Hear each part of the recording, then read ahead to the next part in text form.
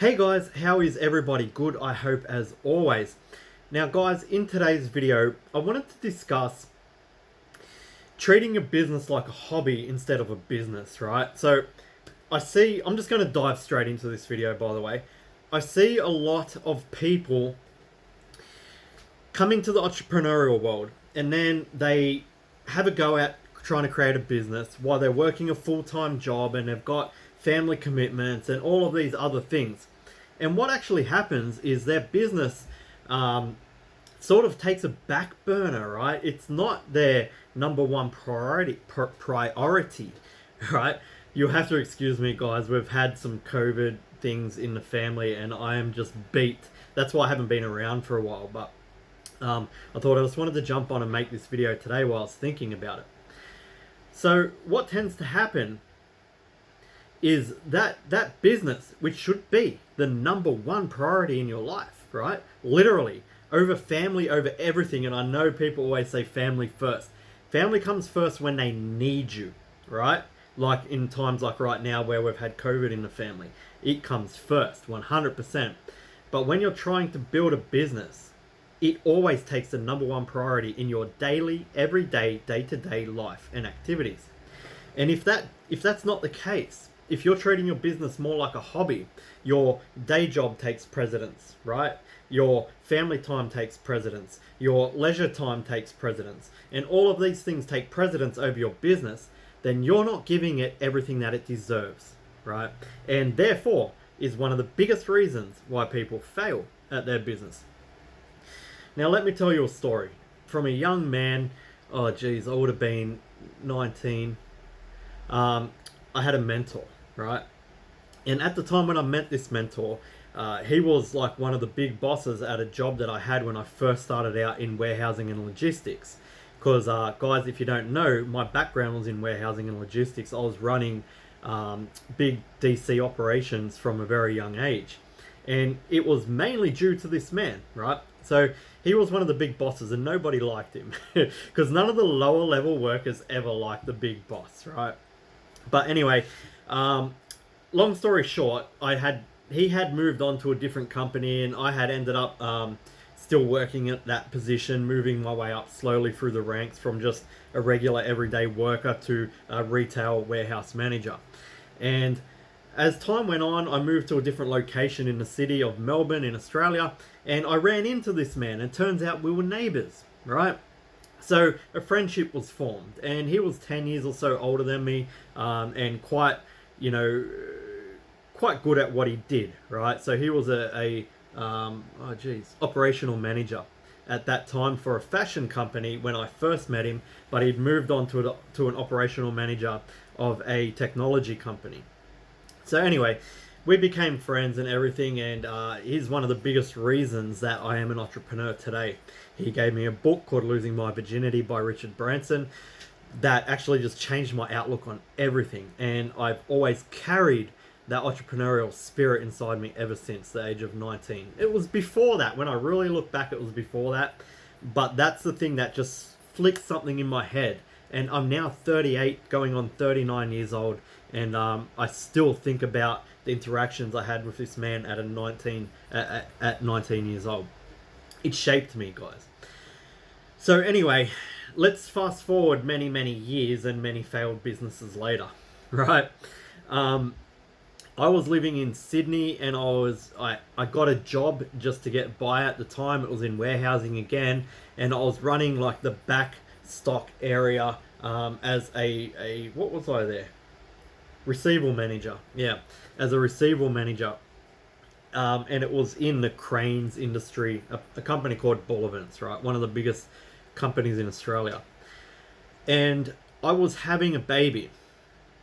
And I was not happy in this job, because if you have that entrepreneurial drive and spirit that we all have inside of us, guys, you will never be happy in your day job. You're always yearning and looking and feeling there's got to be more than this, right? I was not happy. Anyway, I got on the phone. Actually, let me tell you the whole story, guys. This is probably going to be a little bit of a longer video because it's a backstory video, right? So I was I needed some extra cash. I was having a baby, right? So I started looking around my house at what can I sell? What don't I use here? And I had these old wooden wardrobes, right? And I put them up on Gumtree. I don't know if you guys have that in your country, but gumtree.com.au is like basically a marketplace before Facebook Marketplace was out there. And these wooden wardrobes sold for $800, right? Because I just had a quick scan around to see what they were going for, and I put $100 on it in an instant. I was delivering them that afternoon, 3 of them, and I'm like, whoa, there's a business here, because that's how entrepreneurs see things, right? So anyway, I ring up a mate of mine who is a carpenter, and I say, hey, I just sold these wardrobes in under 30 minutes, and made something like, I don't know, it was $2,000 something, right, in under 30 minutes. And I said, how hard would it be if we bought the raw materials to build these wardrobes? And he's like, easy, absolutely easy. I'm like, okay. And so anyway, the reason why I told you about my initial mentor when I was a young man was because the next thing that I did was I jumped on the phone to him. And I told him about my idea, and this is many, many years later, guys, and we're both living in different states at this point. And I told him, this is what I want to do, and he's like, do it, go for it, right? And I didn't have that full entrepreneurial drive. These days, I will take the biggest risks, the biggest gambles, doesn't matter, right? I will do it, because that's what we do. No risk, no reward, right, guys? So, many times I've spent the last cent in my bank account at the proposition of actually creating more money and losing it all. But yeah, it's another story. So anyway, he says, go for it, do it, but don't go half-assed, right? He goes, how prepared are you to make this work? And I started thinking about it for a moment, and I said, James, his name was James, I will do whatever it takes. I'll risk everything. And he goes, good, because that's what it will take to succeed. This man went on, by the way, guys, to create a $12 million company, lost it all, went to absolutely broke, sleeping on his friend's couch, having to move states, lost his house, lost everything because his CEO was financially embezzling the company, right? And they just lost it all, lost all credibility in the industry, everything, right? This guy is now running a $60 million per annum company, okay? So, we've all been through the ringer, guys, believe me, especially him. So, yeah, essentially he said to me, look, Dan, I know you've got what it takes to make this succeed. I've seen you fail and try and pick yourself up over and over again throughout the years. He said, but you need to not treat this business like a hobby. And this is getting back to the topic of this video. He says, if you want this to truly work, you need to go all in. And he's like, I know you've just had a baby, but what does this mean to you? All right? And he said, just think about that. And that was the end of that conversation. So my baby had just been born, and she was born with some issues and some problems, and we weren't really financially stable. The only income I had was this job that I was working. But I had this idea and this dream and this ambition. I had a carpenter friend of mine willing to come into it with me. I had to make a decision. Do I do this on the side and treat this carpentry business, this cabinet making business, as a hobby that will probably never succeed? And if it does, it's going to take years and years and years and years to succeed. And play it safe, because I just had a little baby and this is the only income I have? Or do I go all in? Quit this job. Take that risk, right? I have a family to consider, a family to look after. What do I do? Well, guys, I did the only thing I could do because I'm an entrepreneur and I'm a businessman. I quit that job that afternoon, right? No joke.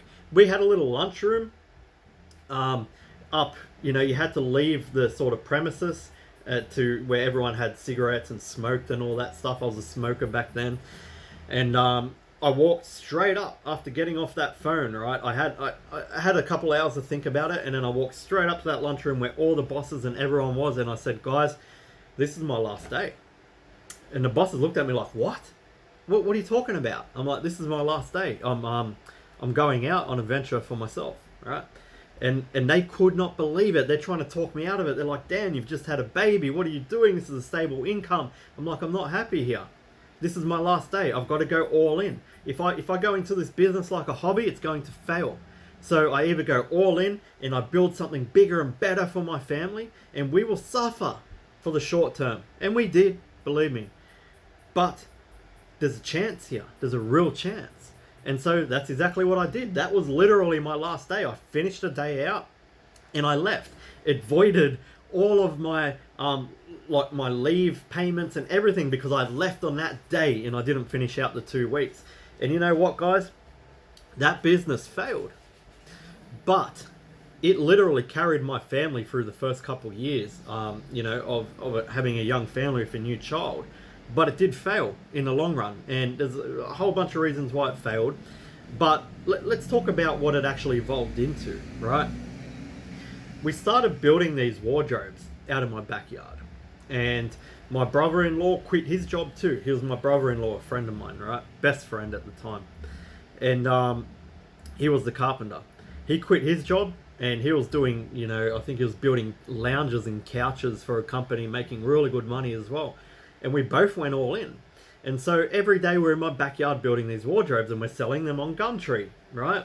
And it's going okay, but it's not really picking up. We're not enough to take a wage. So we started brainstorming, what are we going to do? How can we grow this thing, right? Let's look at eBay. So we looked at another sales channel, right? And so we're selling these wardrobes on eBay and Gumtree, and it's doing okay, but still not great. Not good enough. Doesn't have the growth potential. And so we're like, well, what else can we do? What else can we build, right? This is how businesses evolve, guys. It's usually by necessity. And these days I always plan ahead, but these were my younger days, right? So this business evolved by necessity. We started looking at what are the novelty things that people will pay big money for. And we come up with bunk beds, children's custom bunk beds, because we were looking at these bunk beds that were mass imported from China, and they were selling for like $1,200-$1,300 a pop, right? And we're like, we can build them out of raw material, no problem at all. We can build them, but we can have a competitive advantage over our mass importing competition and actually customize these things. So we set to work, building these custom bunk beds and putting them onto eBay, and people would buy them and we would build them. We would put basic plans on eBay and say you can customize this, and man, we're selling bunk beds for $2,400, $2,600 all day long, every single day. We ended up in a factory. We had staff, we had all the machines, equipment. We were buying massive packs of timber. The whole operation just went crazy. It was awesome. We were taking a wage, my family. What I'm getting at, guys, is I made the decision, right, to treat that business like a business, to give it everything I had. When you treat it like a hobby, I'll just do this in the afternoon. Guys, look, businesses can be built like this too, right? I did build my book business like this. But the point of the matter is, whether you're just doing it in the afternoon and you're keeping your day job, if you're not willing to sacrifice all like I did, every single thing, right? If you're not willing to do that, then you've really got to stop considering that your business is more of a hobby, right? Now look, you might think to yourself, I'm not treating it like a hobby, Dan. Like, I come home from my day job just so I can pay the bills in my family. I start pumping into my book business for all the hours that I got to. I'm too tired. I can't see the screen, and I need to go to sleep, and it's still failing, right? But truly, guys, you're not giving it your all. You're truly not, because there's always more that you can give. And the whole reason I just told that entire story, where I've just had a baby, I quit the only job that was giving us a stable income to chase this pipe dream that turned out to be a factory full of workers, right? Because I knew I could give it more. I knew I could have done that in the evenings, guys. I could have. My brother-in-law could have came over after we both finished work, and we could have pumped out a wardrobe. But we would have never got to that point that we did in that business should we had gone that route, right? So at the end of the day, the moral of this story is, when you believe that you've given it your all and you think, I'm still failing, I have nothing more to give, you do. And you know you do, guys. You know you do. In the bottom, in the nether regions of your pits of your guts, right? You know that you always have more to give. Because the human species, we don't have limitations. Only self-imposed limitations, right? Based off our logic. So, right, so for example, I could have thought logically and went, I'm not going to quit this job. I've just had a baby. I'm just going to do this in the afternoon. I would have never tasted the success of that business if I had done that, right? And I'm not saying go quit your job and give it everything you've got. But when you get to a point in a business, right, when you're giving it all your afternoons and you can't focus on the screen anymore and all of this stuff and you decide to quit, well, just know that you quit that business and you didn't give it your all. You could have given it more.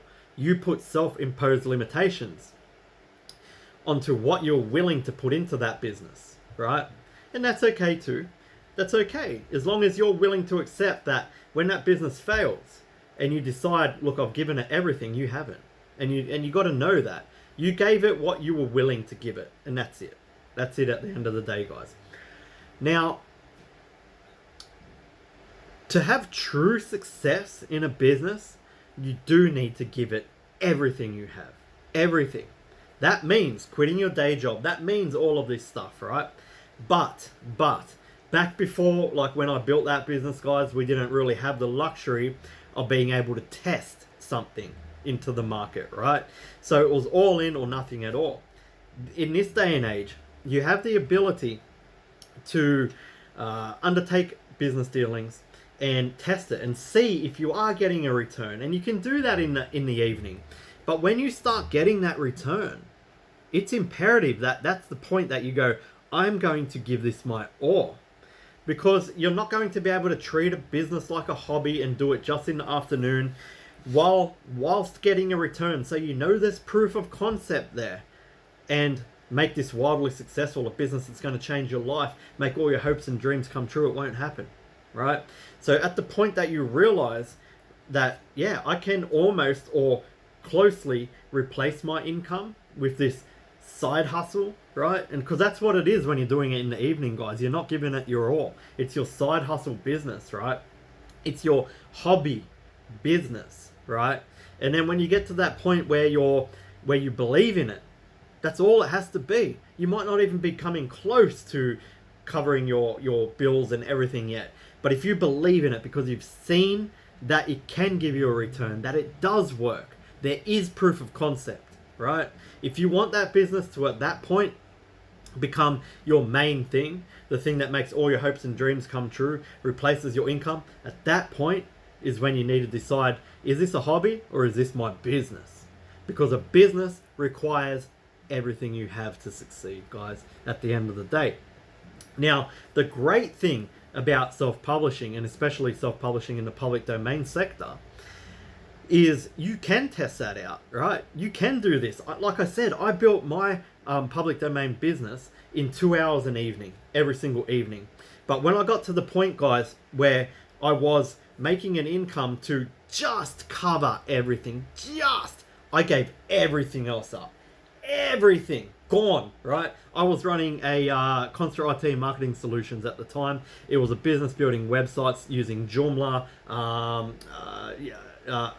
WordPress, and all of those content management systems, right? CMSs, and doing SEO to rank, local business websites. And I had a bunch of customers, had them on retainer, all of this stuff. Soon as my book business, soon as I got a sniff of it being able to cover all my bills, and I could do this on autopilot without having customers and all this, I shut down my website that day, right? Gone. I'm all in on the books. And that's what I'm getting at, guys, right? You don't need to take the huge risks like I did. You can, and you probably should, right? If you truly are an entrepreneur, but you don't have to, right? You don't need to quit your only source of income the moment that you have a baby to go follow a dream about building wardrobes, right? You don't have to do that. But when you are testing out a concept like public domain publishing, for example, and you do get a whiff of the success that this can offer you, it's time to go all in, right? It truly is. Because doing this on the side, right, as your side hustle, with your main gig being your day job and this and that, you're going to struggle to get to where you need to be for that business, that public domain book business, or that self-publishing business in whatever sector, to become your ends meet, to become the business that frees you from that 9 to 5, right? The longer you stay in that 9 to 5, the longer it's going to take for your side hustle, right, to free you, your hobby business to free you from that 9 to 5. So guys, I'm not trying to tell everybody quit your job today and go all in on all of this stuff, right? Because a lot of businesses fail, and you would be smart to hold on to that job while you do test, the proof of concept on your side hustle. But understand one thing: if you are working a day job and you're running a publishing business on the side, it is a side hustle. It is a hobby. And when you say, this business failed, I gave it everything I had, no, you did not give it everything you had, right? So that's what I'm getting at the end of the day, guys. You need to be honest with yourself, be truthful with yourself. When something that you undertake fails, did you really give it everything you have? Did you? If the answer is no, then honestly, the only person you can blame for that failure is you, right? And I get it. It's a hard decision, right? It never has been for me, though. That's the weird thing. When I have an idea and I see proof of concept, I go all in straight away. And I just told you that story, guys. How many people out there will quit the only source of income the moment they've had a baby? That's crazy, right? It's absolute insanity. But that's what it does take.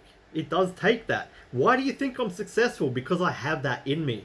That ability to actually just do it. Just do it, right? As soon as I see any sort of proof of concept, I sold 3 wardrobes and went all in, right? At the end of the day, guys, that's what it is. That's what it is. That's what this video is all about. I want you to sit there and I want you to ask yourself, are you working on a side hustle that you call your business? Because it isn't a business if you're not all in. And if that business fails, do you blame the business model, or is it the fact that you weren't all in? This was a side hustle. This was a hobby. If you're not putting, 90% of your daily efforts into that business, it's a hobby. It's a side hustle because you've got something else going on that is more important than that business. And if you've got something going on that's more important than that business, there is a huge chance that business will fail.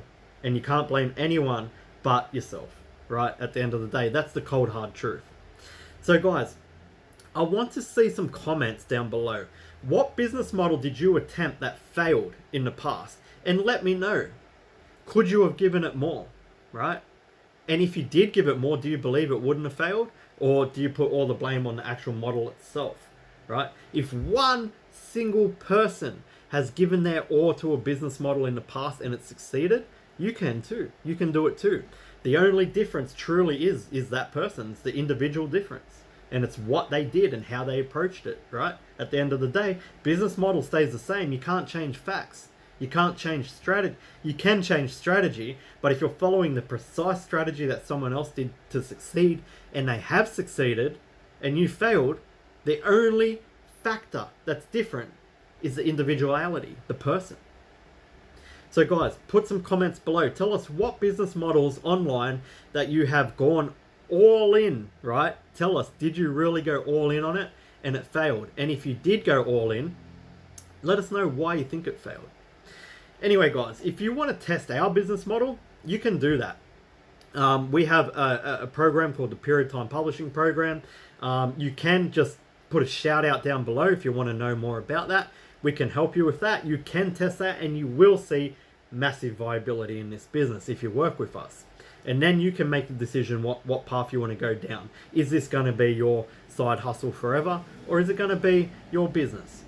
Alright guys, anyway, I've had enough of talking.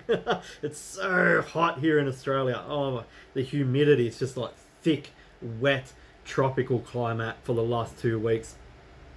Alright guys, I hope you all have a great day. I'm going to get back to work, but I'll talk to you all soon. Really think this over, guys. It's true, right? And I hope you enjoyed the little story and backstory on what I've been through in my business life. Alright, talk to you all soon.